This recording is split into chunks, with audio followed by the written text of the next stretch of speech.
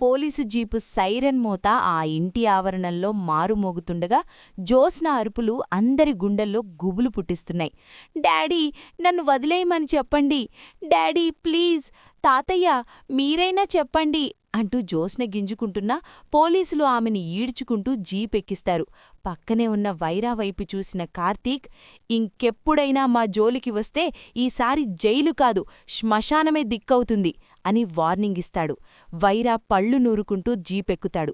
Jeep వెళ్ళిపోయాక అక్కడున్న నిశ్శబ్దం భయంకరంగా ఉంటుంది. శివన్నారాయణగారి కళ్లలో నీళ్లు సుడులు తిరుగుతుంటాయి. తన పరువు, ప్రతిష్ఠ, వంశగౌరవం అంతా గంగలో కలిసిపోయినట్లు ఆయన కుప్పకూలిపోతారు. నాన్నా అంటూ దశరథ శ్రీధరాయన్ను పట్టుకుంటారు. కాని ఆ సమయంలో పారిజాతం ముఖంలో మాత్రం భయం స్థానంలో కసి పేరుకుపోతుంది. నా మనవరాల్ని జైలుకు పంపిస్తారా? దీనికి మూల్యం అందరూ చెల్లించుకుంటారు. అసలు ఆట ఇప్పుడే మొదలైంది అని మనసులో శపథం చేస్తుంది. అందరూ లోపలికి వెళ్ళాక శివన్నారాయణగారు సోఫాలో కూలబడిపోతారు. నా సొంత రక్తం నన్ను ఇంతలా మోసం చేస్తుందని కలలో కూడా అనుకోలేదు. శ్రీధర్, నిన్ను అపార్థం చేసుకున్నందుకు నన్ను క్షమించురా అని చేతులు జోడించి అడుగుతారు. శ్రీధర్ కన్నీళ్లు పెట్టుకుని, నాన్నా, మీరేం తప్పు చేయలేదు. పరిస్థితులు అలా వచ్చాయి. కాని ఇప్పుడు జ్యోత్స్న పరిస్థితేంటి? తనని నిజంగానే జైల్లో ఉంచుతామా అని అడుగుతాడు. అది విన్న కార్తీక్, బాబాయ్, తను చేసిన తప్పు చిన్నది కాదు. మీమీద మచ్చవేసి కంపెనీ పరువు తీసి చివరికి నానమ్మను, తాతయ్యను కూడా మోసం చేసింది. ఇప్పుడు జాలి చూపిస్తే రేపు మన ప్రాణాలకే ముప్పొస్తుంది అని ఖరాఖండిగా చెప్పేస్తాడు. ఇంతలో పారిజాతం లేచి, ఏం మాట్లాడతావురా? తను చిన్నపిల్ల, ఏదో ఆవేశంలో తప్పు చేసింది. దానికి జైలుకు పంపించేస్తారా? దశరథ, నువ్వేం తండ్రివిరా? కన్న కూతురు జైల్లో ఉంటే ఇక్కడ ప్రశాంతంగా ఎలా కూర్చున్నావ్ అని రెచ్చగొట్టే ప్రయత్నం చేస్తుంది. కాని దశరథ, అమ్మా, నువ్వు మధ్యలో రాకు. తను చేసింది చిన్న తప్పు కాదు, కుట్ర. దీనికి శిక్ష పడాల్సిందే అని గట్టిగా చెప్పి అక్కడ్నుండి వెళ్ళిపోతాడు. పారిజాతం కోపంతో రగిలిపోతూ తన గదిలోకి వెళ్ళిపోతుంది. సీన్ కట్ చేస్తే పోలీస్ స్టేషన్లో జ్యోత్స్న పరిస్థితి దారుణంగా ఉంటుంది. లేడీ కానిస్టేబుల్స్ ఆమెను లాకప్లో తోసేస్తారు. ఏయ్, ఎవరిని పట్టుకొని తోస్తున్నారు? నేను ఎవరో తెలుసా? శివన్నారాయణగారి మనవరాల్ని అని అరుస్తుంది జ్యోత్స్న. ఇక్కడ అందరూ ఖైదీలే, నోరు మూసుకొని కూర్చో అని కానిస్టేబుల్ లాఠీతో హెచ్చరిస్తుంది. పక్కనే ఉన్న సెల్లో వైరా ఉంటాడు. నీ వల్ల ఇదంతా, నీ ఓవర్ యాక్షన్ వల్లే మనం దొరికిపోయాం అని వైరా జ్యోత్స్న మీద అరుస్తాడు. నోర్ముయ్, నువ్వు సరిగ్గా ప్లాన్ చేసుంటే ఇలా అయ్యేదా అని జ్యోత్స్న తిరిగి అరుస్తుంది. ఇంతలో పోలీస్ స్టేషన్ బయట ఒక కారు వచ్చి ఆగుతుంది. అందులోంచి దిగింది మరెవరో కాదు, పారిజాతం ఏర్పాటు చేసిన ఒక క్రిమినల్ లాయర్. పారిజాతం ఎవరికీ తెలియకుండా ఆ లాయర్కి ఫోన్ చేసి ఎలాగైనా జ్యోత్స్నను బెయిల్ మీద బయటకు తీసుకురావాలని, ఎంత డబ్బైనా పర్వాలేదు అని డీల్ మాట్లాడుకొని ఉంటుంది. లాయర్ లోపలికి వచ్చి జ్యోత్స్నతో మాట్లాడతాడు. మేడం, ఇప్పుడున్న సెక్షన్స్ ప్రకారం మీకు బెయిల్ రావడం కష్టం. కానీ ఒక మార్గముంది. మీకు పిచ్చి పట్టిందని లేదా సూసైడ్ టెండెన్సీ ఉందని మనం కోర్టులో నమ్మిస్తే మిమ్మల్ని జైల్ నుండి హాస్పిటల్కి మార్చవచ్చు. అక్కడి నుండి తప్పించుకోవడం లేదా బెయిల్ తెచ్చుకోవడం సులభం అని సలహా ఇస్తాడు. అది విన్న జ్యోత్స్న కళ్లల్లో ఒక క్రూరమైన మెరుపు మెరుస్తుంది. అంతేనా? కార్తీక్ గాడిని నాశనం చేయడానికి నేను పిచ్చిదాన్నిగా నటించడానికి కూడా సిద్ధమే అని అంటుంది. ఆ రాత్రి శివన్నారాయణ గారింట్లో అందరూ భోజనానికి కూర్చుంటారు కాని ఎవ్వరూ తినలేకపోతుంటారు. దీప కార్తీక్కి వడ్డిస్తూ, కార్తీక్ బాబూ, జ్యోత్స్న అరెస్ట్ అయింది కాని నాకేదో భయంగా ఉంది. ఆ వైరాగాడు జ్యోత్స్న ఊరికే ఉంటారని నాకనిపించడం లేదు అని అంటుంది. కార్తీక్ నవ్వుతూ, నువ్వు మరీ ఎక్కువగా ఆలోచించకు దీపా, చట్టం వాళ్లని చూసుకుంటుంది. ఇప్పుడు మనం ఆలోచించాల్సింది బాబాయ్ గురించి. కంపెనీ సీఈఓగా బాబాయ్ మళ్లీ బాధ్యతలు తీసుకోవాలి అని అంటాడు. శ్రీధర్ మాత్రం, వద్దు కార్తీక్, నాకీ పదవులు వద్దు. ఆ కుర్చీ కోసం నా కూతురులాంటి జ్యోత్స్న ఇంతలా దిగజారిపోయిందంటే ఆ సీటులు ఏదో శాపముంది. నువ్వే ఆ బాధ్యతలు తీసుకో అని అంటాడు. అందరూ శ్రీధర్ని ఒప్పించడానికి ప్రయత్నిస్తుండగా ఒక్కసారిగా ఇంటి ఫోన్ మోగుతుంది. పారిజాతం ఫోన్ ఎత్తుతుంది. అవతల నుండి వినిపించిన మాటలకి ఆమె చేతిలోని ఫోన్ కింద పడిపోతుంది. ఏమైందత్తయ్యా అని సుమిత్ర కంగారుగా అడుగుతుంది. జోస్న జైల్లో ఆత్మహత్యాయత్నం చేసిందట, పరిస్థితి సీరియస్గా ఉందట అని పారిజాతం అరుస్తుంది. ఈ వార్త వినగానే దశరథ, సుమిత్ర షాక్ అవుతారు. సుమిత్ర కుప్పకూలిపోతుంది. అందరూ హుటాహుటిన ఆసుపత్రికి వెళ్తారు. అక్కడ జోస్నాను ఎమర్జెన్సీ వార్డులో ఉంచుతారు. డాక్టర్ బయటకు వచ్చి చేతి మణికట్టు కోసుకుంది. బ్లడ్ చాలా పోయింది. తను డిప్రెషన్లో ఉన్నట్టుంది. ఇలాంటి పేషెంట్ని జైల్లో ఉంచడం సేఫ్ కాదు. మెంటల్ హెల్త్ అబ్జర్వేషన్ కోసం బయట హాస్పిటల్లో ఉంచాలని నేను రిపోర్ట్ ఇస్తున్నాను అని చెప్తాడు. ఇది విన్న కార్తీక్కి అనుమానం వస్తుంది. డాక్టర్ పక్కకు వెళ్ళాక కార్తీక్ దీపతో, ఇదంతా డ్రామాలా ఉంది దీపా. మొన్నటిదాకా అంత పొగరుగా ఉన్నది ఒక్కరోజులో చచ్చిపోవాలని ఎందుకనుకుంటుంది? ఇది ఖచ్చితంగా బయటకు రావడానికి వేసిన ప్లాన్ అని అంటాడు. దీప కూడా, నాక్కూడా అలాగే అనిపిస్తోంది కార్తీక్ బాబూ, మనం జాగ్రత్తగా ఉండాలి అని అంటుంది. ఇంతలో పారిజాతం వచ్చి, చూశావా దశరథ, నీ పంతంగల్ల కూతురు ప్రాణాల మీదకు తెచ్చుకుంది. ఇప్పుడు నీకు సంతోషమేనా అని ఏడుస్తూ సీన్ క్రియేట్ చేస్తుంది. దశరథం మౌనంగా బాధపడుతుంటాడు. కాని శివన్నారాయణ గారు మాత్రం, తప్పు చేసినవాళ్లు శిక్ష అనుభవించాల్సిందే, చావడానికి భయపడేవాళ్లు తప్పు చెయ్యకూడదు అని కఠినంగా మాట్లాడతారు. మరునాడు కోర్టులో జోస్నా లాయర్ డాక్టర్ రిపోర్ట్స్ చూపించి జోస్నా మానసిక స్థితి బాగాలేదని, జైలు వాతావరణం ఆమెకు ప్రాణహాని అని వాదిస్తాడు. జడ్జిగారు జోస్నాను ఒక ప్రైవేట్ మెంటల్ హెల్త్ కేర్ సెంటర్లో ఉంచి చికిత్స అందించాలని, అక్కడ పోలీసుల పహారా ఉండాలని ఆర్డర్ వేస్తారు. ఇది విన్న కార్తీక్కి అనుమానం వస్తుంది. డాక్టర్ పక్కకు వెళ్ళాక కార్తీక్ దీపతో, ఇదంతా డ్రామాలా ఉంది దీపా. మొన్నటిదాకా అంత పొగలుగా ఉన్నది ఒక్కరోజులో చచ్చిపోవాలని ఎందుకనుకుంటుంది? ఇది ఖచ్చితంగా బయటకు రావడానికి వేసిన ప్లాన్ అని అంటాడు. దీప కూడా, నాక్కూడా అలాగే అనిపిస్తోంది కార్తీక్ బాబూ, మనం జాగ్రత్తగా ఉండాలి అని అంటుంది.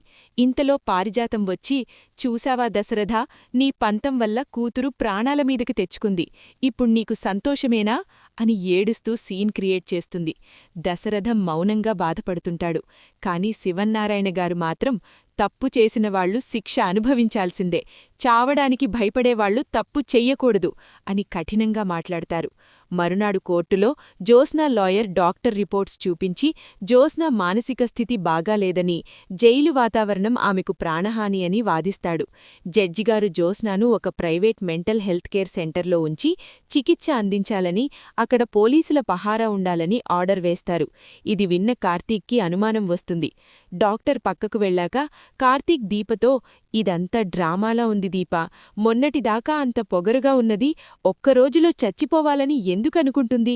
ఇది ఖచ్చితంగా బయటకు రావడానికి వేసిన ప్లాన్ అని అంటాడు. దీప కూడా, నాక్కూడా అలాగే అనిపిస్తోంది కార్తీక్ బాబూ, మనం జాగ్రత్తగా ఉండాలి అని అంటుంది.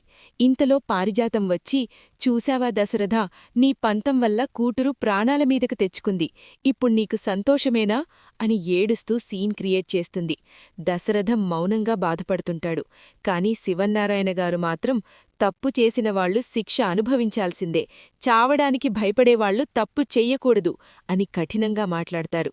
మరునాడు కోర్టులో జోస్నా లాయర్ డాక్టర్ రిపోర్ట్స్ చూపించి జోస్నా మానసిక స్థితి బాగాలేదని, జైలు వాతావరణం ఆమెకు ప్రాణహాని అని వాదిస్తాడు. జడ్జిగారు జోస్నాను ఒక ప్రైవేట్ మెంటల్ హెల్త్ కేర్ సెంటర్లో ఉంచి చికిత్స అందించాలని, అక్కడ పోలీసుల పహారా ఉండాలని ఆర్డర్లేస్తారు. ఇది విన్న కార్తీక్కి అనుమానం వస్తుంది. డాక్టర్ పక్కకు వెళ్ళాక కార్తీక్ దీపతో, ఇదంతా డ్రామాలా ఉంది దీపా. మొన్నటిదాకా అంత పొగరుగా ఉన్నది ఒక్కరోజులో చచ్చిపోవాలని ఎందుకనుకుంటుంది? ఇది ఖచ్చితంగా బయటకు రావడానికి వేసిన ప్లాన్ అని అంటాడు. దీప కూడా, నాక్కూడా అలాగే అనిపిస్తోంది కార్తీక్ బాబూ, మనం జాగ్రత్తగా ఉండాలి అని అంటుంది. ఇంతలో పారిజాతం వచ్చి, చూశావా దశరథ, నీ పంతం వల్ల కూతురు ప్రాణాల మీదికి తెచ్చుకుంది. ఇప్పుడు నీకు సంతోషమేనా అని ఏడుస్తూ సీన్ క్రియేట్ చేస్తుంది. దశరథం మౌనంగా బాధపడుతుంటాడు. కాని శివన్నారాయణ గారు మాత్రం, తప్పు చేసినవాళ్లు శిక్ష అనుభవించాల్సిందే, చావడానికి భయపడేవాళ్లు తప్పు చెయ్యకూడదు అని కఠినంగా మాట్లాడతారు. మరునాడు కోర్టులో జ్యోత్స్న లాయర్ డాక్టర్ రిపోర్ట్స్ చూపించి జ్యోత్స్న మానసిక స్థితి బాగాలేదని, జైలు వాతావరణం ఆమెకు ప్రాణహాని అని వాదిస్తాడు. జడ్జిగారు జ్యోత్స్నను ఒక ప్రైవేట్ మెంటల్ హెల్త్ కేర్ సెంటర్లో ఉంచి చికిత్స అందించాలని, అక్కడ పోలీసుల పహారా ఉండాలని ఆర్డర్ వేస్తారు. ఇది విన్న కార్తీక్కి అనుమానం వస్తుంది. డాక్టర్ పక్కకు వెళ్ళాక కార్తీక్ దీపతో, ఇదంతా డ్రామాలా ఉంది దీపా, మొన్నటిదాకా అంత పొగలుగా ఉన్నది ఒక్కరోజులో చచ్చిపోవాలని ఎందుకనుకుంటుంది? ఇది ఖచ్చితంగా బయటకు రావడానికి వేసిన ప్లాన్ అని అంటాడు. దీప కూడా, నాక్కూడా అలాగే అనిపిస్తోంది కార్తీక్ బాబూ, మనం జాగ్రత్తగా ఉండాలి అని అంటుంది. ఇంతలో పారిజాతం వచ్చి, చూశావా దశరథ, నీ పంతం వల్ల కూతురు ప్రాణాల మీదకి తెచ్చుకుంది, ఇప్పుడు నీకు సంతోషమేనా అని ఏడుస్తూ సీన్ క్రియేట్ చేస్తుంది. దశరథం మౌనంగా బాధపడుతుంటాడు. కాని శివన్నారాయణ గారు మాత్రం, తప్పు చేసినవాళ్లు శిక్ష అనుభవించాల్సిందే, చావడానికి భయపడేవాళ్లు తప్పు చెయ్యకూడదు అని కఠినంగా మాట్లాడతారు. మరునాడు కోర్టులో జ్యోత్స్న లాయర్ డాక్టర్ రిపోర్ట్స్ చూపించి జ్యోత్స్న మానసిక స్థితి బాగాలేదని, జైలు వాతావరణం ఆమెకు ప్రాణహాని అని వాదిస్తాడు. జడ్జిగారు జ్యోత్స్నను ఒక ప్రైవేట్ మెంటల్ హెల్త్ కేర్ సెంటర్లో ఉంచి చికిత్స అందించాలని, అక్కడ పోలీసుల పహారా ఉండాలని ఆర్డర్ వేస్తారు. ఇది విన్న కార్తీక్కి అనుమానం వస్తుంది. డాక్టర్ పక్కకు వెళ్ళాక కార్తీక్ దీపతో, ఇదంతా డ్రామాలా ఉంది దీపా, మొన్నటిదాకా అంత పొగరుగా ఉన్నది ఒక్కరోజులో చచ్చిపోవాలని ఎందుకనుకుంటుంది? ఇది ఖచ్చితంగా బయటకు రావడానికి పోలీసు జీపు సైరన్ మోత ఆ ఇంటి ఆవరణంలో మారుమోగుతుండగా జ్యోత్స్న అరుపులు అందరి గుండెల్లో గుబులు పుట్టిస్తున్నాయి. డాడీ, నన్ను వదిలేయమని చెప్పండి, డాడీ ప్లీజ్, తాతయ్య మీరైనా చెప్పండి అంటూ జ్యోత్స్న గింజుకుంటున్నా పోలీసులు ఆమెని ఈడ్చుకుంటూ జీపెక్కిస్తారు. పక్కనే ఉన్న వైరా వైపు చూసిన కార్తీక్, ఇంకెప్పుడైనా మా జోలికి వస్తే ఈసారి జైలు కాదు శ్మశానమే దిక్కవుతుంది అని వార్నింగ్ ఇస్తాడు. వైరా పళ్ళు నూరుకుంటూ జీపెక్కుతాడు. జీపు వెళ్ళిపోయాక అక్కడున్న నిశ్శబ్దం భయంకరంగా ఉంటుంది. శివన్నారాయణ గారి కళ్లలో నీళ్లు సుడులు తిరుగుతుంటాయి. తన పరువు, ప్రతిష్ఠ, వంశ గౌరవం అంతా గంగలో కలిసిపోయినట్లు ఆయన కుప్పకూలిపోతారు. నాన్నా అంటూ దశరథ శ్రీధరాయన్ను పట్టుకుంటారు. కాని ఆ సమయంలో పారిజాతం ముఖంలో మాత్రం భయం స్థానంలో కసి పేరుకుపోతుంది. నా మనవరాల్ని జైలుకు పంపిస్తారా? దీనికి మూల్యం అందరూ చెల్లించుకుంటారు. అసలు ఆట ఇప్పుడే మొదలైంది అని మనసులో శపథం చేస్తుంది. అందరూ లోపలికి వెళ్ళాక శివన్నారాయణ గారు సోఫాలో కూలబడిపోతారు. నా సొంత రక్తం నన్ను ఇంతలా మోసం చేస్తుందని కలలో కూడా అనుకోలేదు. శ్రీధర్, నిన్ను అపార్థం చేసుకున్నందుకు నన్ను క్షమించురా అని చేతులు జోడించి అడుగుతారు. శ్రీధర్ కన్నీళ్లు పెట్టుకుని, నాన్నా, మీరేం తప్పు చేయలేదు, పరిస్థితులు అలా వచ్చాయి. కాని ఇప్పుడు జ్యోత్స్న పరిస్థితేంటి?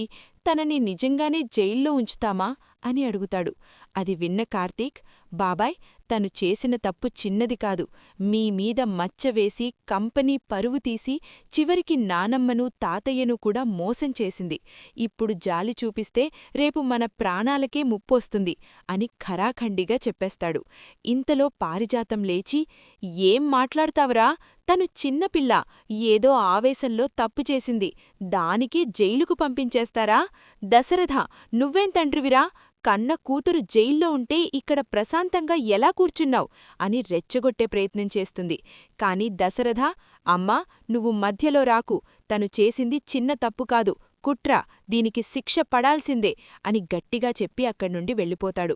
పారిజాతం కోపంతో రగిలిపోతూ తన గదిలోకి వెళ్ళిపోతుంది. సీన్ కట్ చేస్తే పోలీస్ స్టేషన్లో జ్యోత్స్న పరిస్థితి దారుణంగా ఉంటుంది.